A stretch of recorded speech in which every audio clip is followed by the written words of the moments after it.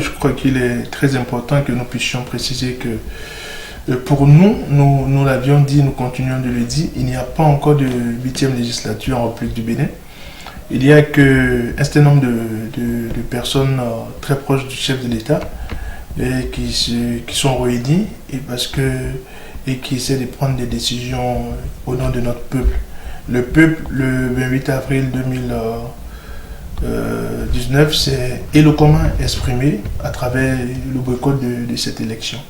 Donc ceci dit, pour moi, ce qui s'est passé dans la journée du mercredi 14 août 2019, c'est une violation de plus. Nous avons assisté à la désignation des soi-disant membres du COSLEPI pour procéder à l'actualisation et à l'apurement de la liste électorale ou du fichier électoral. C'est dangereux, d'autant plus que le législateur, en votant cette loi, et de quelle loi s'agit-il? Je crois qu'il s'agit de la loi numéro 2012-43 du 5 février 2013, laquelle loi dit en son article 6 que pour la composition du conseil d'orientation et de supervision de la liste électorale permanente informatisée, il faut 5 députés de la majorité présidentielle et 4 députés de l'opposition parlementaire. Donc, qui parle de l'opposition parlementaire ici parle de l'opposition, tout court. Donc, pour nous, aujourd'hui, les 9 membres qui devaient constituer la représentation nationale pour l'apurement du fichier électoral sont aujourd'hui représentés par la mouvance présidentielle. Donc, par ce acte, c'est une violation flagrante, d'abord de la loi en question, mais au-delà de ça, la conséquence la plus sérieuse et la plus grave de cet acte, c'est que le fichier électoral, désormais, tombe totalement dans l'escarcelle du pouvoir. Il y a de quoi à ce qu'on puisse s'inquiéter, parce que après le coup de force qui a installé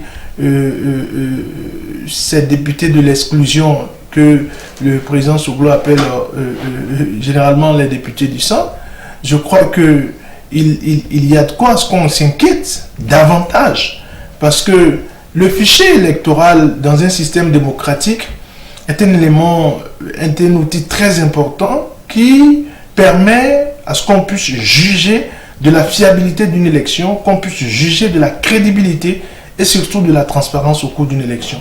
Mais ce fichier électoral aujourd'hui tombe totalement entre les mains de la mouvance présidentielle. Donc pour nous, il y a de quoi à ce que le peuple, une fois de plus, puisse comprendre que les coups de force se multiplient et le pays, notre démocratie est dangereusement remise en cause. Donc pour ceux qui pensent que c'est une affaire politicien, je crois que c'est une grave erreur. Il s'agit aujourd'hui d'un instrument qui participe de la stabilité politique de notre pays.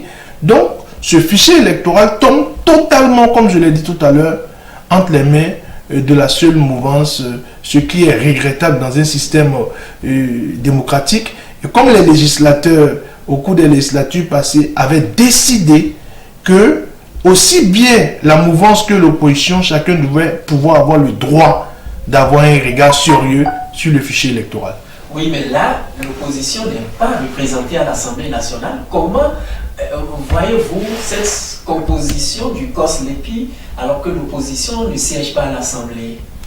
Oui, mais cela ramène l'éternel débat dont nous parlions quand nous disons qu'il faut impérativement procéder à la reprise des élections. Lorsque nous parlons de la reprise des élections, pour les uns, nous sommes des fanatiques, pour des autres, nous sommes des obscurantistes, pour d'autres encore, nous sommes des extrémistes. Mais ça n'a absolument rien à voir avec de l'extrémisme. C'est que le Parlement est au cœur de la gestion du système politique. Lorsque le Parlement est volé, lorsque le Parlement est déstabilisé, c'est une suite de déstabilisation. Donc aujourd'hui, nous participons aisément à la déconstruction de notre démocratie. Nous assistons à la déconstruction des fondamentaux, de la fondation de notre démocratie. Et en tant que démocrates, nous ne pouvons pas rester silencieux face à des pareils actes qui, selon nous, sont des actes extrêmement graves. Donc, ce qu'il y a à faire aujourd'hui, c'est que nous devons pouvoir appeler à un sursaut national. À ce que les uns et les autres puissent comprendre que notre démocratie n'est pas remise à rude épreuve, mais que notre démocratie est en train d'être disséquée au vu et au su de tous. Donc il y a de quoi à ce que chacun puisse comprendre que, en tant que résistant, dans le mouvement de la résistance, nous devons pouvoir faire comprendre au peuple que ce qui se passe aujourd'hui n'est pas du tout normal. Ce qui se passe aujourd'hui, chacun doit pouvoir comprendre que c'est notre démocratie qui est remise en cause, c'est notre démocratie qui est en train d'être détruite.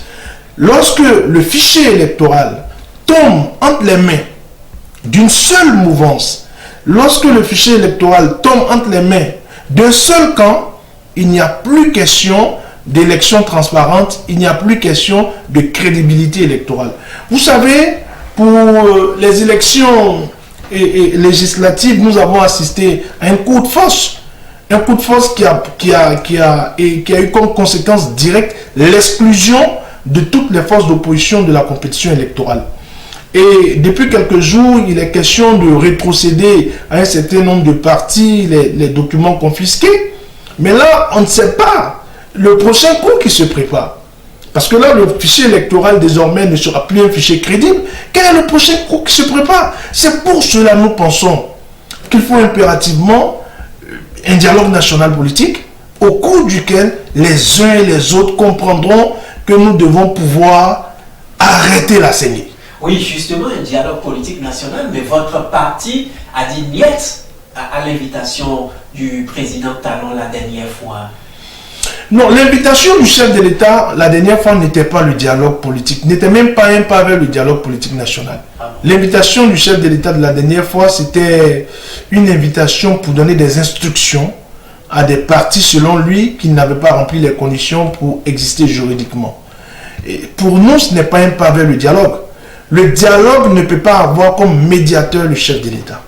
Le dialogue ne peut pas avoir comme facilitateur le chef de l'État. Le chef de l'État aujourd'hui fait partie de ceux qui sont déjà dans la crise, de ceux qui ont créé la crise. L'opposition, probablement, ce n'est pas des responsabilités, mais la mouvance présidentielle aussi, ça n'a pas de responsabilité dans ce qui se passe aujourd'hui. Ce qui se passe aujourd'hui, nous avons besoin d'un médiateur impartial, d'un facilitateur neutre, afin que les débats puissent être francs, sincères, pour un Bénin plus stable.